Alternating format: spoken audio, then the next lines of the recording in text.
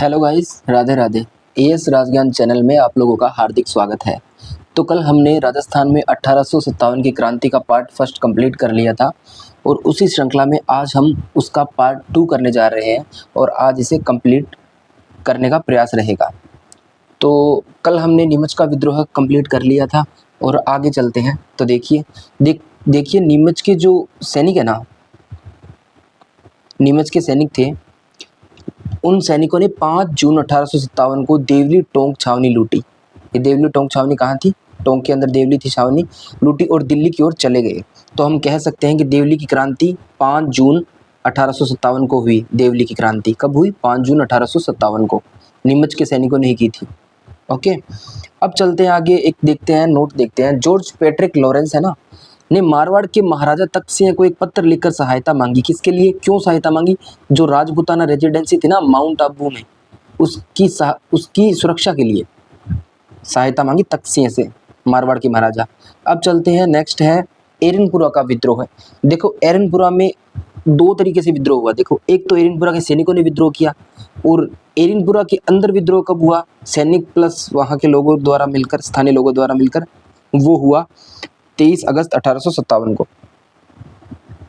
और ये एरनपुरा कहाँ है? पाली में। तो आइए देखते हैं एरनपुरा का विद्रोह। मारवाड़ रियासत का भाग है एरनपुरा। यहाँ का पॉलिटिकल एजेंट है मेकमोशन और शासक है यहाँ का महाराजा तख्त सिंह। एरनपुरा सैनिक छावनी की स्थापना हुई 1835 में। याद रखना, पूछ सकते हैं। एरनपुरा में सैनिक टुकड़ी तैनात कौन सी थी? इसका नाम है जोधपुर लीजियन। स्थापना 1835 में। देखो टुकड़ी, देखो छावनी भी स्थापना कब हुई? छावनी की 1835 में। और एरनपुरा में जो सैनिक टुकड़ी तैनात थी ना, उसकी स्थापना भी, जोधपुर लीजियन नाम था, उसकी स्थापना भी 1835 में हुई और इसका मुख्यालय है एरनपुरा पाली में, इस सैनिक टुकड़ी का, जोधपुर लीजियन का। अब चलते हैं जोधपुर लीजियन। अब देखो जोधपुर लीजियन जो यहाँ तैनात थी ना एरनपुरा में, इसके 90 सैनिक उस टाइम क्या कर रहे थे? माउंट आबू में प्रशिक्षण लेने के लिए गए हुए थे पहले से ही। ठीक है, तो तख्त सिंह ने इनको पैट्रिक लॉरेंस के कहने पर माउंट आबू कार्यालय की रक्षा के लिए भेज दिया। तख्त सिंह ने क्या कहा? 90 सैनिकों को जो जोधपुर लीजियन के थे और ये एरनपुरा की सैनिक टुकड़ी थी, और उसे क्या बोला तख्त सिंह ने कि जो पैट्रिक लॉरेंस है ना माउंट आबू में कार्यालय, उसकी रक्षा करो। तो रक्षा क्या करेंगे? वो तो खुद लड़ाई करेंगे, वहाँ सैनिक विद्रोह करेंगे। और तो क्या हुआ? जोधपुर लीजियन के सैनिकों ने 21 अगस्त 1857 को माउंट आबू में विद्रोह किया। वह अलेक्जेंडर को मार दिया। ये पैट्रिक लॉरेंस का पुत्र था अलेक्जेंडर। ठीक है, जो 90 सैनिक थे ना जिनको तैनात करने को बोला, उन्होंने क्या किया? विद्रोह कर दिया माउंट आबू में, और अलेक्जेंडर जो कि पैट्रिक लॉरेंस का पुत्र है, इसे मार दिया। अब देखते हैं वापिस एरनपुरा आकर, अब वापिस एरनपुरा आई कहाँ से? माउंट आबू से सैनिक। और जोधपुर लीजियन के साथ मोती खां, इनकी टुकड़ी का नाम था सैनिकों की, जोधपुर लीजियन। और इनके साथ कौन कौन मिला? मोती खां, शीतल प्रसाद, तिलक राय, शिवनाथ ने मिलकर 23 अगस्त 1857 को एरनपुरा में विद्रोह कर दिया। अब एरनपुरा में विद्रोह सबने मिलकर कर दिया छावनी टुकड़ी के साथ। ठीक है, अब आगे देखते हैं। एरनपुरा के सैनिक दिल्ली की ओर जाने लगे और नारा दिया, चलो दिल्ली मारो फिरंगी। इंपॉर्टेंट क्वेश्चन है कि कौन सी छावनी के सैनिकों ने नारा दिया चलो दिल्ली मारो फिरंगी? ये दिया एरनपुरा के सैनिकों ने दिल्ली की ओर जाते समय दिया, चलो दिल्ली मारो फिरंगी। आगे देखते हैं। रास्ते में दिल्ली जाते वक्त ये जो एरनपुरा के सैनिक है ना, एरनपुरा के जो सैनिक है, इन्हें रास्ते में दिल्ली जाते वक्त सैनिकों ने शरण ली। कहाँ ली? खेरवा गांव पाली में। याद रखना, एरनपुरा भी पाली में है और खेरवा गांव भी पाली में है। ये दिल्ली की ओर जा रहे थे सैनिक टुकड़ी जोधपुर लीजियन के, तो उन्होंने क्या किया? रास्ते में शरण कहाँ ली? खेरवा गांव पाली में। अब देखते हैं, इस समय सैनिकों की मुलाकात हुई कहाँ, किससे? देखो दिल्ली जा रहे थे ना, तो रास्ते में मुलाकात किससे हुई? ठाकुर कुशाल सिंह चंपावत। अब देखो कौन है? ठाकुर कुशाल सिंह चंपावत ने 600, ये ठाकुर था, ठीक है, ये क्या था? ठाकुर कुशाल सिंह ने अपने 6000 सैनिकों के साथ एरनपुरा के सैनिकों के साथ मिल गए। ठाकुर कुशाल सिंह है ना, जो उसके पास 6000 सैनिक थे और वह उनके साथ मिलकर सेना में शामिल हो गया। किसके साथ? एरनपुरा के सैनिकों के साथ मिल गए ठाकुर कुशाल सिंह चंपावत 6000 सैनिकों के साथ। याद रखिएगा।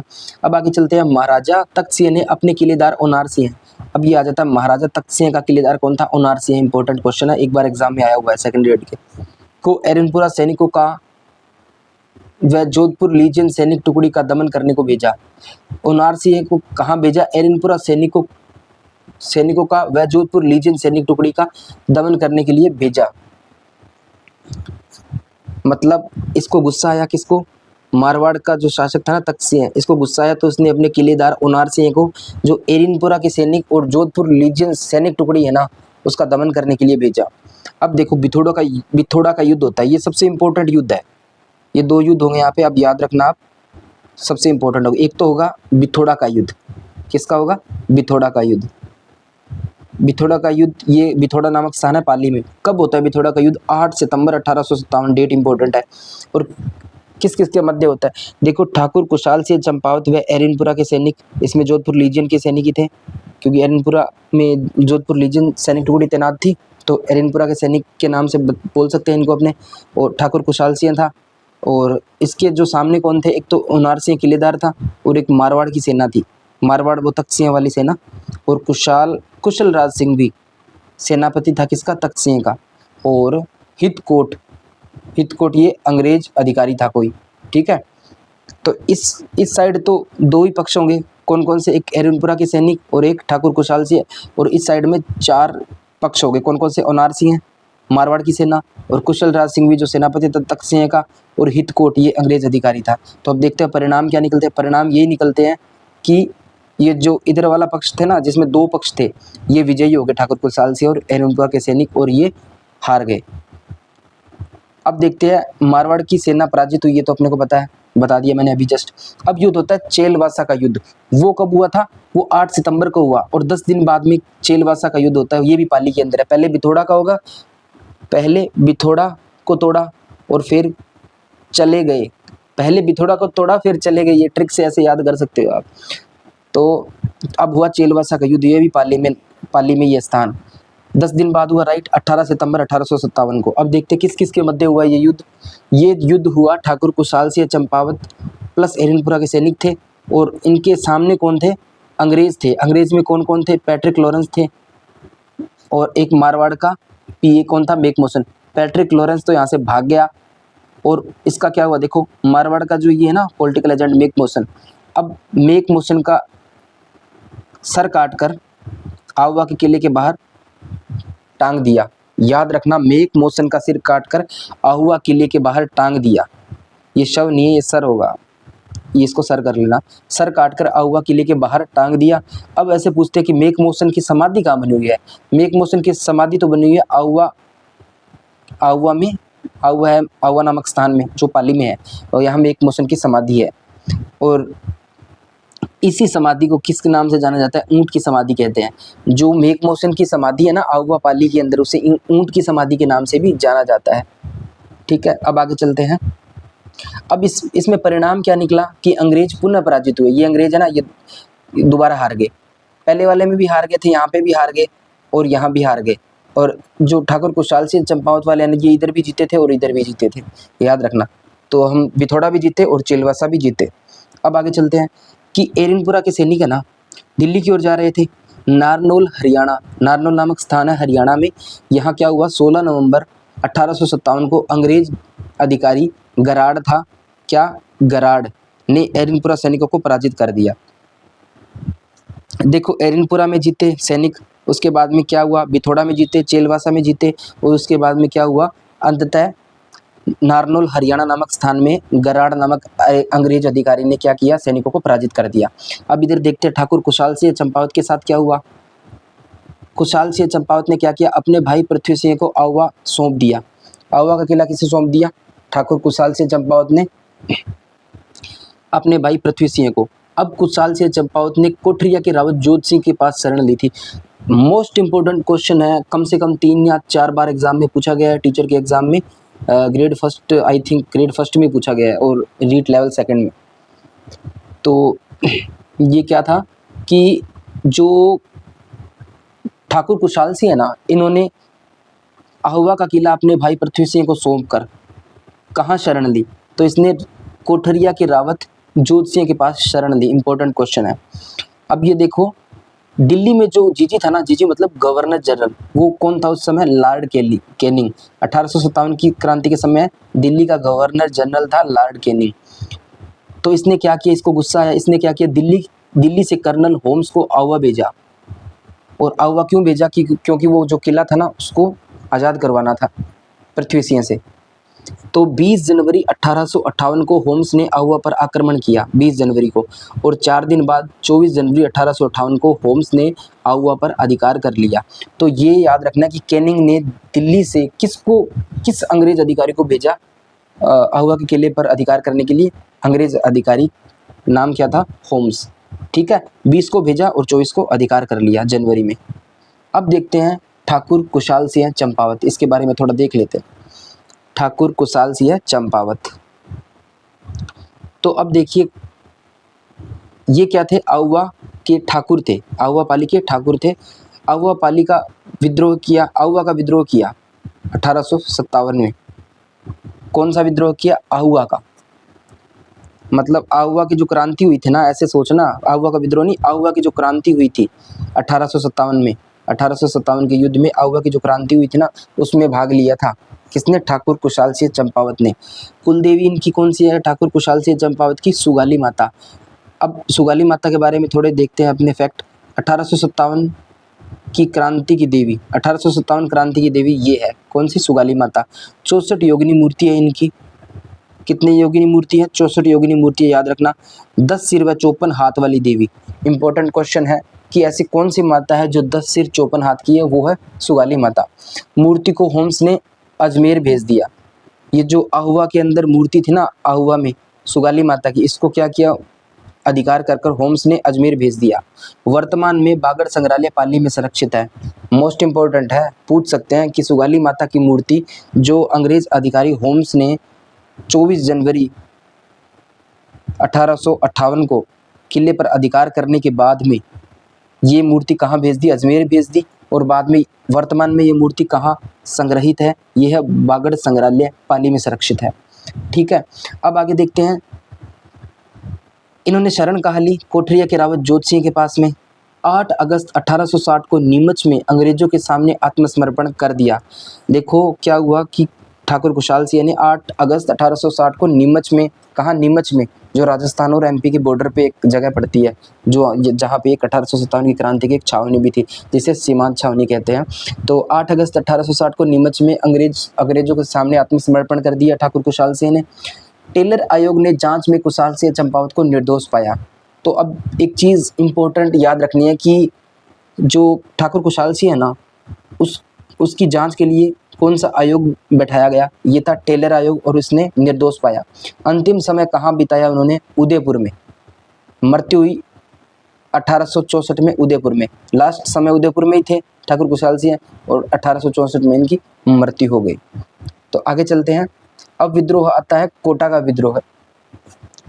तो कोटा का जो विद्रोह हुआ वो हुआ 15 अक्टूबर 1857। इंपॉर्टेंट है, कोटा का युद्ध कब हुआ? 15 अक्टूबर 1857।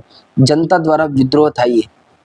तो अपने एक क्वेश्चन बनता है कि कौन सा विद्रोह था 1857 की क्रांति के समय, कौन सी जगह पर जो जन विद्रोह माना गया या जनता का विद्रोह था? वो है कोटा का विद्रोह। सबसे सुनियोजित विद्रोह यही था, कोटा सबसे सुनियोजित। शासक कोटा का था महारावल राम सिंह द्वितीय उस समय, और यहाँ का पॉलिटिकल एजेंट था मेजर बर्टन।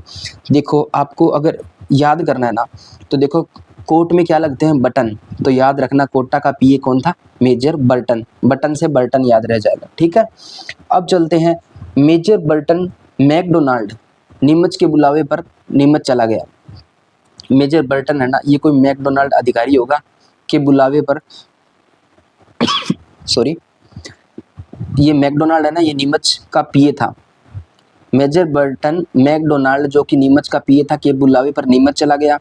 तो बर्टन की अनुपस्थिति में विद्रोह की योजना बनाई गई। तो बर्टन जो अनुपस्थित हो गया ना कोटा से, तो उसकी अनुपस्थिति में ये योजना बनाई गई। और योजना किसने बनाई? इसके प्रमुख नेता कौन थे? एक तो था जयदयाल जो कि वकील था, इंपॉर्टेंट है, और एक मेहराब खां जो क्या था? रिसालेदार। ये था मथुरा से था और ये था करौली से। इंपॉर्टेंट नाम है ये, योजनाकार यही थे, जयदयाल और मेहराब खां। एक वकील था, एक रिसालेदार था। एक बार क्वेश्चन पूछा गया ये कौन सी पोस्ट पर था मेहराब खां? ये था रिसालेदार। अब चलते हैं आगे, देखते हैं। विद्रोह की बात कोटा महारावल राम सिंह द्वितीय को पता चली, फिर बर्टन को भी पता चली। तो राम सिंह द्वितीय ने बर्टन को पुनः कोटा लौटने को कहा। तो बर्टन ने डर के मारे आने से इनकार कर दिया तो रामसिंह ने आश्वासन दिया सुरक्षा का बर्टन को कि हम आपकी सुरक्षा करेंगे, आप वापस आ जाइए। ठीक है, अब आगे चलते हैं। रामसिंह ने क्या किया, मुसलमानों को कुरान की शपथ दिलाकर बर्टन की सुरक्षा का कार्य किया।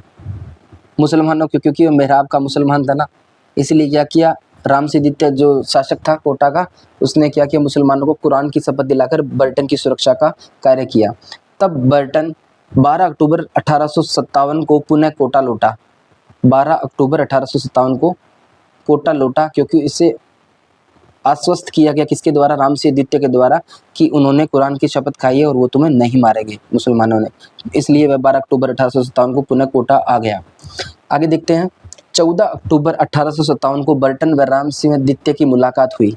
कब होती है मुलाकात, 2 दिन बाद में, जब वह कोटा लौट गया था ना, कोटा लौटा 12 अक्टूबर को और मुलाकात हुई 14 अक्टूबर को, बर्टन व रामसिंह की मुलाकात हुई। इसी मुलाकात में जयदयाल व मेहराब खां को दंडित करने की बात कही, तो यह बात नंद सिंह ने जाकर जनता को बताई। देखो ये जो मुलाकात हो रही थी ना दोनों की, राजा की और बर्टन की, पॉलिटिकल एजेंट की, तो इसमें जयदयाल और मेहराब खां जो योजनाकार थे ना, इनको दंडित करने की योजना बनाई जा रही थी। तो वहाँ एक व्यक्ति था नंद सिंह, उसने यह बात किसको बता दी, जनता को। तो ये नाम याद रखना, नंद सिंह है। आगे चलते हैं। इसलिए 15 अक्टूबर को, मतलब अगले दिन, जनता ने विद्रोह कर दिया, क्योंकि वो जनता अपने जो योजनाकार थे ना, अपने प्रमुख नेता थे जयदयाल और मेहराब खां, उनको दंडित करने से बचाना चाहते थे। तो इसलिए उन्होंने क्या किया, 15 अक्टूबर अगले दिन जनता ने जन विद्रोह कर दिया। इसी विद्रोह के तहत क्या हुआ, क्या क्या हुआ देखते हैं। रामसिंह को कोटा किले में कैद कर दिया गया। जो ये ज़्यादा बोल रहा था ना, कोटा वाला जो शासक रामसिंह, इसको उसी किले में कैद कर दिया, इसी के किले में। और डॉक्टर सैडलर व डॉक्टर सेविड कोटम और फ्रैंक व ऑर्थर की हत्या कर दी गई। देखो इतने बंदों की हत्या की है। एक तो डॉक्टर सैडलर को मार दिया गया, एक डॉक्टर सेविड कोटम को मार दिया गया, एक फ्रैंक व ऑर्थर की हत्या कर दी। ये फ्रैंक व ऑर्थर कौन है, ये बर्टन के बेटे हैं। बर्टन को गुस्सा आएगा, देखना। आगे चलते हैं। भवानी व नारायण टुकड़ी ने बर्टन शीश काटकर कोटा शहर में घुमाया। देखो एक तो मेक मोशन का सिर काटा था, आउआ पाली के किले पर लटकाया था, और एक सिर किसका काटा है, ये काटा है भवानी व नारायण टुकड़ी ने बर्टन का शीश काटकर कोटा शहर में घुमाया, याद रखना। और इसके बेटों को भी मार दिया। आगे चलते हैं। परिणाम स्वरूप दिल्ली से मेजर रॉबर्ट्स कोटा के विद्रोह का दमन करने आया। अब फिर इंपॉर्टेंट क्वेश्चन बनता है कि कोटा का विद्रोह दबाने के लिए दिल्ली से कौन अंग्रेज अधिकारी आया, ये आया कौन सा, मेजर रॉबर्ट्स। रॉबर्ट्स के साथ करौली शासक मदनपाल भी कोटा शासक की सहायता के लिए गए। अब है कि दिल्ली से जो रॉबर्ट्स आया था ना, उसके साथ कौन सी रियासत का शासक आया, किसकी सहायता के लिए, रामसिंह की कोटा के शासक की सहायता के लिए। तो ये आया करौली का मदनपाल, ये इंपॉर्टेंट है। तो रॉबर्ट्स और करौली का शासक मदनपाल, ये किसकी सहायता के लिए आए, ये आए कोटा शासक की सहायता के लिए। अब देखते हैं। 30 मार्च 1858 को कोटा पर पुनः अधिकार कर लिया गया। क्या हुआ, कोटा पर पुनः अधिकार कर लिया, कब, 30 मार्च 1858 को। 6 माह तक कोटा की जनता का अधिकार रहा। ये इंपॉर्टेंट चीज़ है कि ये जो बीच में प्रोसेस चली है ना, इसमें जो जनता ने कोटा के किले पर अधिकार कर लिया था ना, 6 माह तक कोटा के किले पर कोटा की जनता ने अधिकार किया था। जयदयाल व मेहराब खां को फांसी की सजा दी गई। एकमात्र मुस्लिम क्रांतिकारी जिसे 1857 की क्रांति के दौरान फांसी हुई। इंपॉर्टेंट क्वेश्चन बनता है बहुत ज़्यादा कि एकमात्र क्रांतिकारी जिसे 1857 की क्रांति के दौरान फांसी हुई वो कौन है, मेहराब खां। जयदयाल को भी हुई थी बट वो मुस्लिम नहीं था। अब देखिए, करौली के शासक मदन पाल को कौन सी उपाधि से नवाजा गया, क्योंकि उसने हेल्प की थी कोटा के किले पर अधिकार करने के लिए और रामसिंह की सहायता की, और उससे किले में बंदी था वो, और उसे छुड़वाया। तो करौली के मदन पाल को एक उपाधि दी गई, grand commander star of India, GCSI, grand commander star of India. याद रखना ये उपाधि किसको मिली, करौली के मदन पाल को। करौली रियासत की तोपों की सलामी 13 से बढ़ाकर 17 कर दी गई। ये भी इम्पोर्टेंट है क्योंकि करौली रियासत है ना, शासक था मदन पाल, इसने सहायता की, इसलिए करौली रियासत की तोपों की सलामी की संख्या 13 से बढ़ाकर 17 कर दी गई। 13 से 17 कर दी गई। कितना बढ़ा दिया, 4 बढ़ा दी। कितने बढ़ा दिए? 4, 13 से 17, याद रखना। अब चलते हैं धौलपुर का विद्रोह। धौलपुर में भी विद्रोह हुआ। धौलपुर के शासक कौन थे? भगवंत सिंह, अंग्रेजों के सहयोगी थे। देखो ये अंग्रेजों का सहयोगी है और यहाँ का शासक है भगवंत सिंह है। इंदौर व ग्वालियर से आए 5000 सैनिकों ने विद्रोह किया था। इंदौर और ग्वालियर ये दोनों एमपी में पड़ते हैं। यहाँ से आए 5000 सैनिकों ने यहाँ विद्रोह किया था धौलपुर में। स्थानीय नेता यहाँ का था देवा गुज्जर और भवानी शंकर भी सैनिकों के साथ मिल गए थे। यहाँ के स्थानीय नेता थे ना देवा गुज्जर और भवानी शंकर, ये जो 5000 सैनिक ने इनके साथ मिल गए थे और धौलपुर के शासक के खिलाफ क्या किया, क्योंकि ये अंग्रेजों का सहयोगी था भगवंत सिंह, इसलिए धौलपुर में विद्रोह किया। किसने? 5000 सैनिक जो कि इंदौर व ग्वालियर से आए, प्लस वहाँ के धौलपुर के स्थानीय नेता देवा गुज्जर व भवानी शंकर है ना भी इन सैनिकों के साथ मिल गए थे। कैनिंग ने पटियाला से सैनिकों को भेजा व विद्रोह का दमन करवाया। तो कैनिंग कौन है? कैनिंग है दिल्ली का गवर्नर जनरल जी। इसने क्या किया? पटियाला से सैनिकों को भेजा व विद्रोह का दमन किया, विद्रोह को दबा दिया धौलपुर वाले को। अब चलते हैं कि 1857 की क्रांति के 1857 की क्रांति से संबंधित व्यक्तित्व कौन कौन से हैं। तो देखते हैं हम सबसे पहले तात्या टोपे। वास्तविक नाम था इनका रामचंद्र पांडुरंगा। जन्म हुआ 1814 ईस्वी में। उपनाम है महाराष्ट्र का बाघ, इंपॉर्टेंट। ग्वालियर के विद्रोही नेता हैं, ग्वालियर एमपी के विद्रोही नेता नाना साहब के चीफ इन कमांडर थे। नाना साहब के जैसलमेर को छोड़कर राजस्थान की सभी रियासतों में गए थे। सिर्फ एक जैसलमेर को, ऐसी कौन सी रियासत है जिसमें तात्या टोपे नहीं गए थे राजस्थान की? वो है जैसलमेर, और सारी जगह गए थे। अब देखते हैं तात्या टोपे ना राजस्थान में 2 बार आए थे। कब कब आए? पहली बार आए थे, ये देखते हैं अपने पहली बार ये आए थे कब? 8 अगस्त 1858। कहाँ आए? मांडलगढ़ भीलवाड़ा। तो युद्ध हुआ, कौन सा युद्ध हुआ? तात्या टोपे आए तब। ये हुआ कुवाड़ा का युद्ध भीलवाड़ा में 9 अगस्त 1858 को। किस किस के मध्य? तात्या टोपे व किस किस के मध्य? वर्सेस मेजर रॉबर्ट्स के मध्य। कब हुआ? तात्या टोपे व मेजर रॉबर्ट्स के मध्य टोपे पराजित हुआ, तात्या टोपे इसमें हारा। कुवाड़ा का युद्ध हुआ, राजस्थान में हुआ कुवाड़ा का युद्ध, भीलवाड़ा में। कुवाड़ा भीलवाड़ा, याद रखना, कुवाड़ा भीलवाड़ा। 9 अगस्त 1858 को तात्या टोपे और मेजर रॉबर्ट्स के मध्य और टोपे पराजित हुए। दूसरी बार कब आए? 11 से 13 सितंबर तक, 11 से 13 दिसंबर 1858। कहाँ आए? ये बांसवाड़ा में। पहली बार आए थे मांडलगढ़ भीलवाड़ा में और दूसरी बार आए बांसवाड़ा में। भीलवाड़ा बांसवाड़ा। युद्ध हुआ कौन सा? सीकर का युद्ध, बांसवाड़ा में। सीकर का युद्ध कहाँ हुआ? बांसवाड़ा में। देख लो, ये चीज इंपॉर्टेंट है याद रखने वाली। युद्ध हुआ कौन सा? सीकर का युद्ध। कौन सा? सीकर का युद्ध बांसवाड़ा में हुआ 31 जनवरी 1859 में। 1857 क्रांति की समाधि, लास्ट युद्ध था इसलिए इसको बोला 1857 क्रांति की समाधि। ठीक है। किस किस के मध्य हुआ? Tatya Tope versus colonel Holmes के मध्य। टोपे फिर पराजित हुआ। टोपे 2 बार हारा, पहले कुवाड़ा के युद्ध में और फिर सीकर के युद्ध में।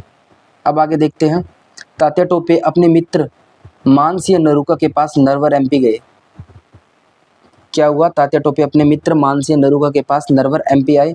मानसिंह नरूका के विश्वासघात के कारण तात्या टोपे को अंग्रेजों ने गिरफ्तार कर लिया 8/4/1859 को। अपने दोस्त मानसिंह नरूका ने विश्वासघात किया नरवर एमपी में। फांसी देखो, 18/4/1859 को शिवपुरी के सिंधिया महल में तात्या टोपे को फांसी दी गई। याद रखना, शिवपुरी कहाँ है? ये एमपी के अंदर है। कि सिंधिया महल में तात्या टोपे को फांसी हुई 18/4/1859 को। सजा सुनाई न्यायाधीश बाग ने और फांसी की आलोचना की मेजर सोवर्स, जो कि मेवाड़ का पॉलिटिकल एजेंट था। नेक्स्ट देखते हैं व्यक्तित्व, वो है अमरचंद बांटिया। जन्म हुआ 1793 बीकानेर में। बीकानेर का है अमरचंद बांटिया। ग्वालियर के नगर सेठ थे ये, ग्वालियर के, और क्रांतिकारी को आर्थिक सहायता देते थे ये। 1857 की क्रांति का भामाशाह कर्ण कहा जाता है इन्हें।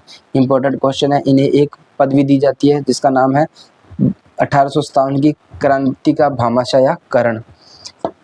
फांसी हुई इन्हें 22 जून 1858 को ग्वालियर के सर्राफा बाजार में। राजस्थान के मंगल पांडे कहलाए, ये राजस्थान के मंगल पांडे कहलाए क्योंकि उन्हें फांसी दी गई थी।